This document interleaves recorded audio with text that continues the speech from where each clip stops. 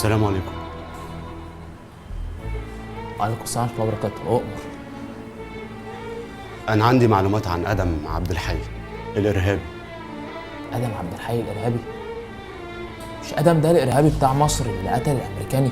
هو ده يا باشا، آدم أمين عبد الحي. ماله؟ بس أنا قبل ما أتكلم حضرتك لازم أضمن حقي في المكافأة بتاعت السفارة، ولازم أضمن إنها ما تروحش لحد غيري. مكافأة إيه وزفت إيه على دماغك؟ استنى بس ما نشوف أحمد بيه عبد الله يعمل إيه في الموضوع ده.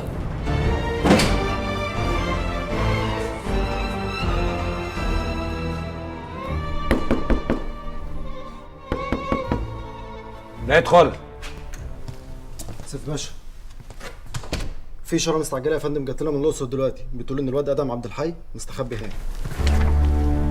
انت متاكد من الكلام ده؟ يا فندم الاشاره لسه جايه لنا حالا. سويتش بسرعه نحول للاقصر وبعت لي المقدم هشام مذكور بسرعه. سعد.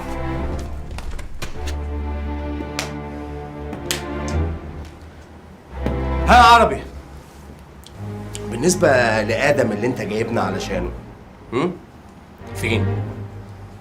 فين؟ والله يا باشا أنا كنت سايبه هنا وجيت جبتكم وأدينا جاي معاكم أهو. وحياة ماما هفرمك. واحنا عيال صغيرة معاك على ايه؟ ما تنطق هنا! يا باشا أنا والله العظيم ما أعرف أي حاجة يا باشا. أنا الورقه دي لقيناها على الكومودينو في اوضه النوم جوه، مكتوب فيها طول عمرك خاين يالا يا عربي، ما هو اللي يبيع عياله ومراته وبلده مش هيغلى عليه صاحبه. البس يا صاحبي يا بتاع اسرائيل يا معفن.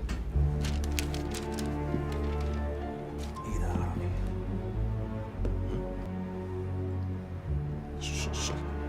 يخرب بيتك كده تبقى وضحت يا باشا، كده تبقى وضحت. طالما ادم ساب لي الجواب كده يبقى اكيد هرب والله يا باشا. اسرائيل يا باشا. انت وادم بتكتبوا لبعض جوابات ولا ايه؟ انتوا لسه فترة خطوبة؟ لا والله يا باشا، ده ادم شكله كده بيهزر. انت بقول لك ايه يا عربي؟ بقول لك يا حبيبي، بص لي بص لي.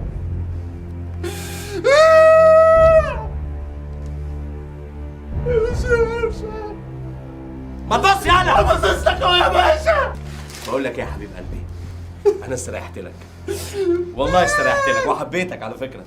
بس قول لي بقى يا عربي، ايه موضوع اسرائيل ده؟ ايه موضوع مش اسرائيل ده؟ اسرائيل يا باشا، ده ادم يعني انت جاسوس يا عربي؟ يا باشا. لا جاسوس جاسوس يا باشا. ما تثبت يالا، اثبت يا باشا ادم بيهزر، انا كنت جاي ابلغ عنه عشان كان ارهابي بيهزر وهرب. انا ذنبي بيهزر يا حبيب قلبي والله بيهزر. يا نادر، هات لنا بالعربي انجليزي فرنساوي دوت علشان يشوف الهزار اللي على حق عندنا. بيتك يا ادم. يلا